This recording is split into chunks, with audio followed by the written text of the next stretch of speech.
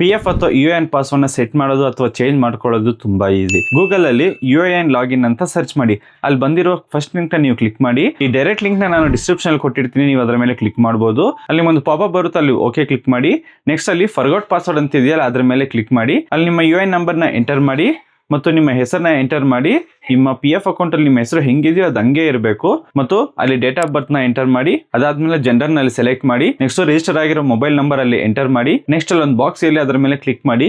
Next ಅಲ್ಲಿ captcha ಹೇಗಿದೆಯೋ ಹಂಗೆ ಕೆಳಗಡೆ ಎಂಟರ್ ಮಾಡಿ.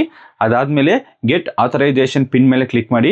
ನಿಮ್ಮ ಮೊಬೈಲ್ ನಂಬರ್ಗೆ ಒಂದು OTP ಬರುತ್ತೆ, ಆ OTP ನಲ್ಲಿ ಎಂಟರ್ ಮಾಡಿ. ನೆಕ್ಸ್ಟ್ ನಿಮಗೆ ಬೇಕಾಗಿರೋ ಅಲ್ಲಿ ಪಾಸ್ವರ್ಡ್ ಎಂಟರ್ ಮಾಡಿ. ಯಾವಾಗಲೂ ಸ್ಟ್ರಾಂಗ್ ಇರೋ ಪಾಸ್ವರ್ಡ್ ನ ಸೆಟ್ ಮಾಡಿ. ಫಸ್ಟ್ ಲೆಟರ್, ಕ್ಯಾಪಿಟಲ್ ಲೆಟರ್ಸ್ ಮತ್ತು ಸ್ಪೆಷಲ್ ಕ್ಯಾರೆಕ್ಟರ್ಸ್ ಮತ್ತು ನಂಬರ್ಸ್ ಇರೋ ತರ ನೋಡ್ಕೊಂಡ್ರೆ ನೀವು ಪಾಸ್ವರ್ಡ್ ನ ಅಲ್ಲಿ ಎಂಟರ್ ಮಾಡಿ. ನೆಕ್ಸ್ಟ್ ಸೇಮ್ ಪಾಸ್ವರ್ಡ್ ನ ಕನ್ಫರ್ಮ್ ಪಾಸ್ವರ್ಡ್ ಮೇಲೆ ಎಂಟರ್ ಮಾಡಿ.